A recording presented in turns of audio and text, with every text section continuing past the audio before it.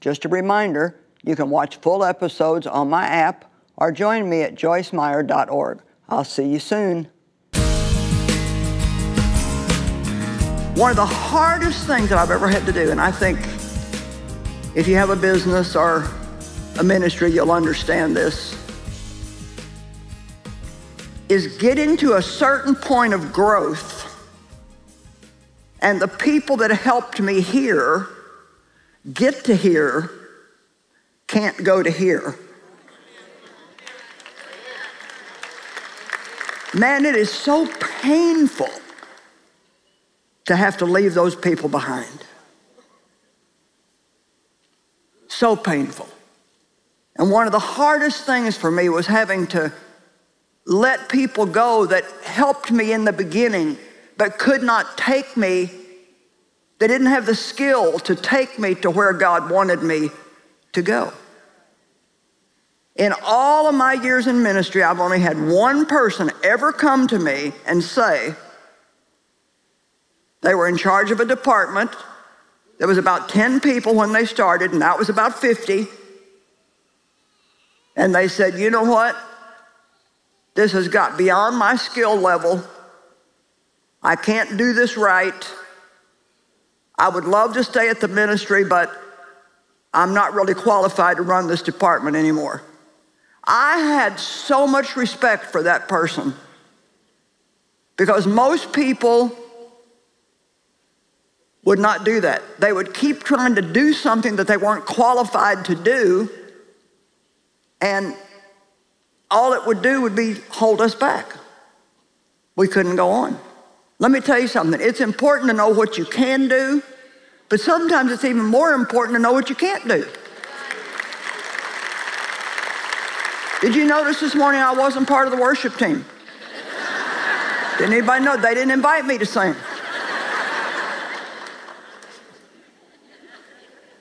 But I tried to learn how to play guitar, and my fingers are so short. I think they're cute, but they're short. I just couldn't do it. And not only that, I failed music in school, so why would I even want to try to do that?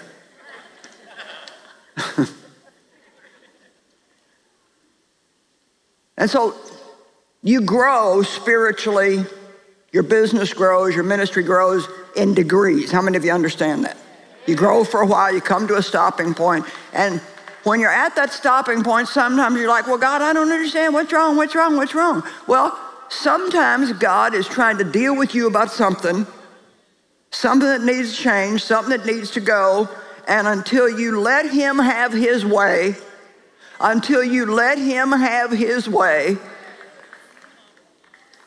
you'll stay right where you're at. You know why? Because God's not going to change his mind.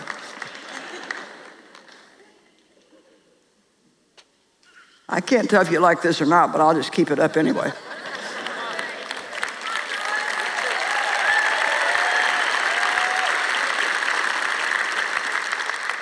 Do you know Jesus very often took Peter, James, and John with him to places where he didn't take everybody else? See, he knew what part of the crowd to take and what part to leave behind, even at certain events. And part of the reason he did that may have been he was trying to train them for what they were going to do in the future, but part of it may have been that some of the things that he was doing, like when he went in to raise a little dead girl or heal the sick, he had to be surrounded by people that had faith. You can't surround yourself with a bunch of people that are full of unbelief and ever get to where you want to go, because they'll drag you down, they'll discourage you. And you need people to encourage you. Is there anybody that thinks that maybe I'm right and God is speaking to you this morning, that maybe, just maybe, one of your biggest problems is who you're hanging out with? Come on, just let me see if I... All right, well, good. This is good. We got about 75% of the crowd. I have to say, I'm impressed. I must have heard from God. Matthew 17.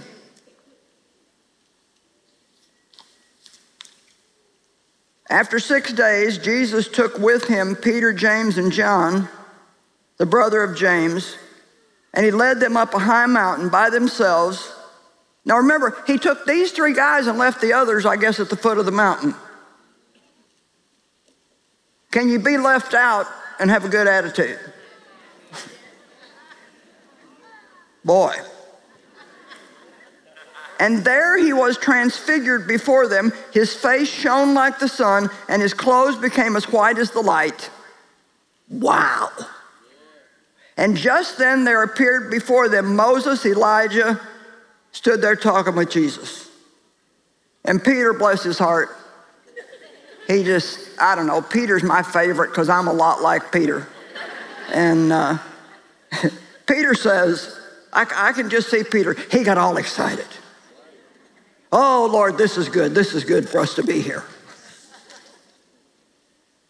I'll tell you what, I'll build 3 shelters, one for you, one for Moses, one for Elijah. I don't know what he thought. He's going to stick them in a little hut and they're just going to stay there? I mean, isn't that a strange thing? I'll build these little huts and... And then Jesus said to them when they were going down the mountain, now I want you to get this, he said, do not tell anybody. Oh my gosh. Now, do you know how hard it must have been for them to go back to those other disciples and not say, guys, you would not believe what we just saw.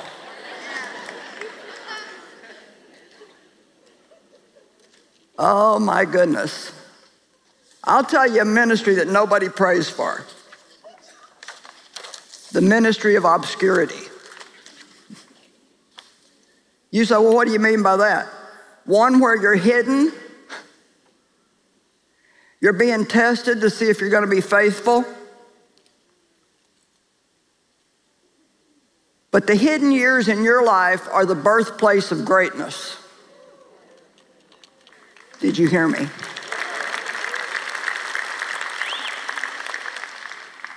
You know where I got the right to stand up here today?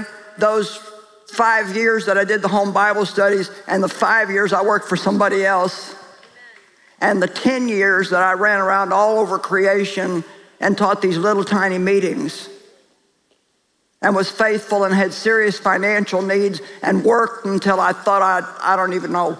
Dave and I talk about it. I don't even know how we worked as hard as we worked and survived.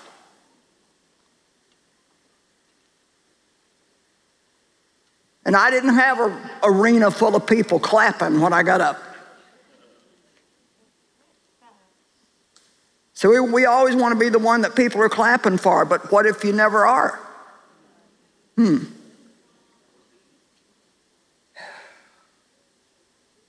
Will you be faithful wherever God puts you? Whether it's big or small, seen or unseen. You know, we have a problem in our society today. We want to count everything. How many followers do you have on Facebook? And this is the one I love. I have 3,000 friends on Facebook. Well, if that's your definition of a friend, come on. I mean, don't even call them that. Man, you got to be careful with Facebook and all this stuff because there is so much garbage that people put on there. And people talking about stuff they don't have any idea about. Gossiping and telling stuff and spreading rumors. And can I tell you something? Do not believe everything you read.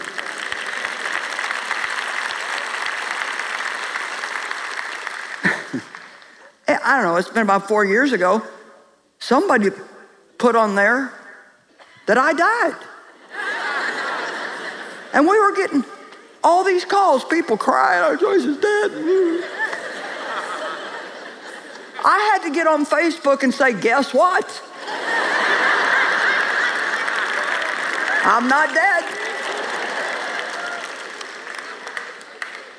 I mean, just stupid stuff. And can I tell you something? Look at me. You don't have time for stupid.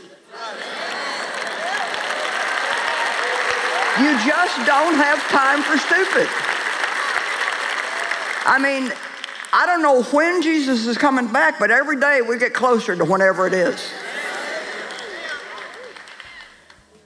And you just don't have any time for stupid stuff, or gossip, or criticism, or people telling tales, or backbiting, grumblers, complainers. Want to hear more from Joyce on this topic? We've got you covered. Visit us in the Joyce Meyer app or at joycemeyer.org today.